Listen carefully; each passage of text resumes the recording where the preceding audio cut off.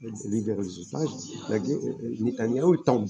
En reprenant mot à mot, Timo, en mot à mot ta phrase. Donc, est-ce que c'est le cas maintenant? Presque ça, mais le problème, pour moi, j'ai dit à d'autres personnes assez éloignées, moi, mes enfants, mes petits-enfants, ils ne verront jamais la paix. C'est ce que je pense. Pourquoi? Tant qu'on dit Palestine, de la mer au Jourdain, on peut rien faire. Et jusqu'à présent, ils ne veulent pas changer d'idée. Vous avez vu un petit peu. Il y a eu 7 fois des partages. À 7 reprises, les musulmans, le Hamas, on ne peut pas mélanger tous les musulmans. Hein. Ils n'ont jamais accepté l'existence du peuple israélien sur cette terre. Ils ne veulent pas d'Israël. Ils veulent qu'Israël disparaisse. C'est ça le problème. Donc, pour moi, il n'y aura jamais de paix. Même les otages, ils sont libérés. Il reste que les... Il a répondu. Il a changé là, il a dit c'est plus compliqué que ça. Il a dit que c'est plus compliqué. Pour moi, c'est compliqué la mesure. Tant que le Hamas sera là, il y aura plein de... Mais Hamas, il ne partira pas. Parce qu'il y a quand même des pays musulmans qui les soutiennent. En cachette ou en dessous, le Qatar qui donne de l'argent au Hamas, l'argent qui tombe du ciel, personne ne travaille, il n'y a pas d'industrie, il n'y a rien du tout. D'où vient cet argent? Et je ne sais pas, vous le savez ou pas. Comment il a été créé? Vous savez, on peut poser la question comment il a été, qui a créé le Hamas? Le problème est le suivant. Qui a créé le Hamas? C'est Netanyahou. Netanyahou. Ah oui, donc le problème est là. Voilà. C'est lui le fautif.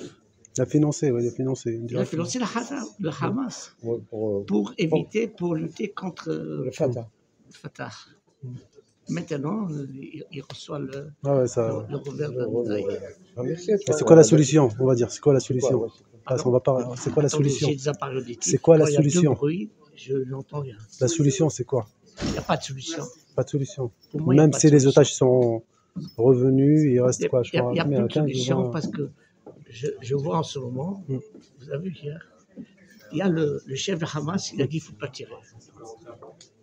Il y a 2-3 personnes ici du Hamas qui seuls, sans autorisation. Et les responsables ne sont pas responsables. Les chefs ne sont pas responsables. Il y a des individus qui ne veulent rien comprendre. Ils ont un revolver, ils voient un soldat, sans penser aux conséquences que ça va donner. Conséquences, Israël de nouveau bombarde et de nouveau...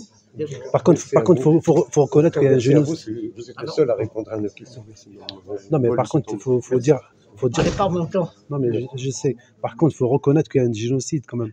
Il n'y a pas de génocide. Vous ne savez pas ce que c'est un génocide. Il n'y a pas d'enfants morts, il n'y a pas de femmes mortes. Il n'y a personne. Je suis président du conservatoire historique du camp de Drancy. Vous connaissez Drancy?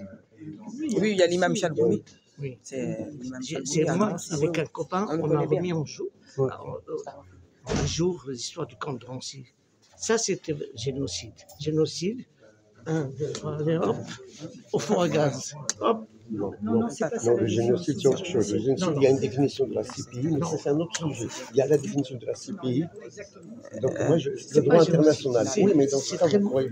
Ça, c'est un autre sujet. C'est la guerre, c'est très moche. Comme je vous c'était sur les otages. Merci beaucoup. C'est très moche de deux côtés. Oui, non, mais moi, je parle au droit international. C'était pas ça ma question. Merci à vous. Merci. À la prochaine. Vous êtes gentil parce que vous êtes le seul à répondre à nos questions.